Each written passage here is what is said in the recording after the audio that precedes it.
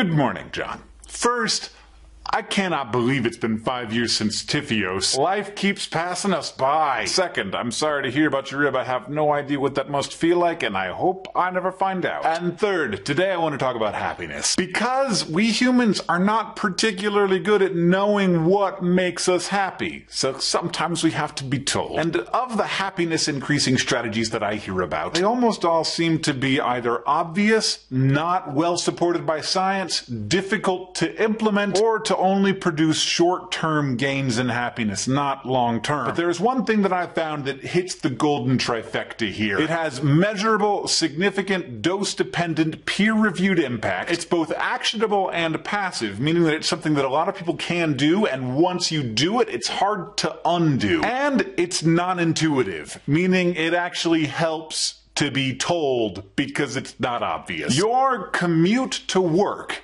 is a magnificent source of unhappiness, unpleasantness, stress, and even unhealthiness. The commute is rated by most workers as the least pleasant thing that they do every day. Though we are making Dear Hank and John with those people in mind, hopefully it's helping. The happiest commuters commute by bicycle. The least happy commute alone in a vehicle by themselves, which is, of course, by far the most common way that we commute. Commutes over 1 hour are linked not just to stress, but to chronic pain and to high cholesterol. People with long commutes are also less likely to have time for physical leisure and on average spend less time with friends. We often do not consider the magnitude of impact that our commute will have on our lives when we're making big decisions like where we will work and where we will live. Moving closer to work, even if it means living in a smaller or more expensive or both place, is often the far better decision for personal happiness, even though the effects of the larger house or the more money or the better job seem far more present in our minds. The blankness of the commute, this lost time, it's not easy for our minds to consider. According to one study, freeing up an hour-long commute was the same happiness gain as going from a $60,000 a year job to a $100,000 a year job. People with the longest commutes in one study were found to have the least amount of satisfaction with their lives, while owning a home or moving to a bigger place has been found to have no long-term impact on average happiness. Of course, the ability to choose a longer commute is a luxury in itself, a luxury that is not available to everyone, which is why it's also important that we allow our cities to grow in more dense ways, and that those who live in established neighborhoods that are close to where people work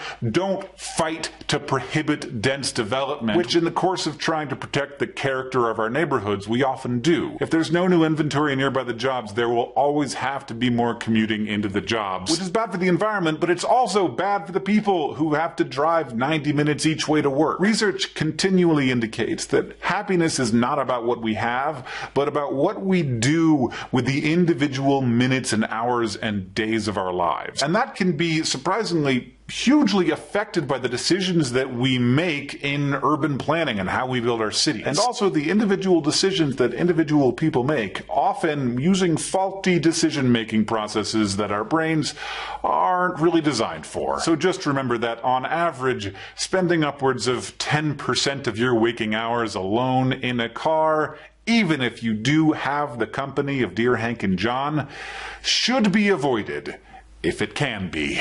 John, I'll see you on Tuesday.